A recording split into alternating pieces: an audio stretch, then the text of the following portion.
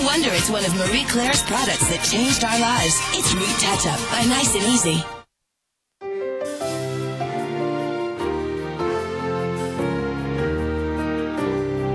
The Cowichan River is world famous for attracting fly fishermen, a reputation earned through the many species of salmon and trout found in its waters.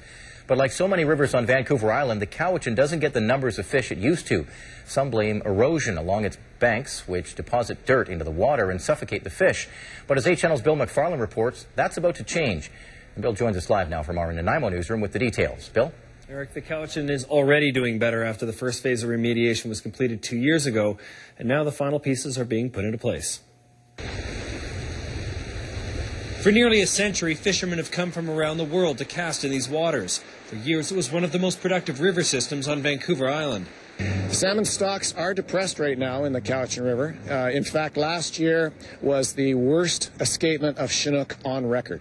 The Cowichan has got some of the highest fish production values and also some of the most difficult challenges to face and to resolve in terms of maintaining those fish production values. While many things have contributed to the Cowichan River's decline, in the area above Stoltz Pools, the river began working against itself. Erosion from the river combined with rainwater ate away at these bluffs. As the bluffs collapsed, thousands of cubic meters of soil were dumped into the water each year.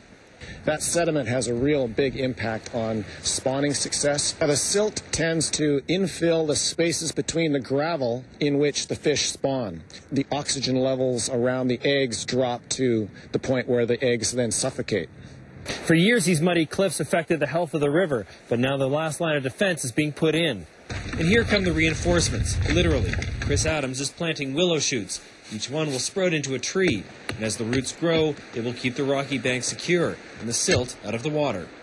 The roots of the willow cuttings will hold the bank in place, and the shoots will feed those roots. The bank was built up in 2006. Heavy rock catches the dirt from the eroding banks, and the river seems to be improving. The spawning beds were filling with silt. A lot of the river was really cloudy for most of the year, especially in the heavy rains, and we're not seeing that. It's remained clear throughout the rest of the season. There's slime building up, there's insects. The project was brought forward by Cowichan Tribes and the Cowichan Stewardship Roundtable, with many of the expenses picked up by the Provincial Living Rivers Trust Fund.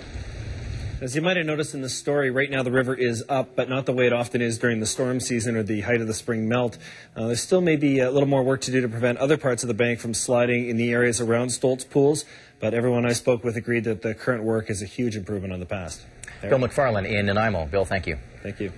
If you were hoping to visit Cathedral Grove over the Easter long weekend, you may be out of luck. The popular tourist attraction has been temporarily shut down, giving workers a chance to remove trees that are in danger of falling over. Cathedral Grove will be closed for up to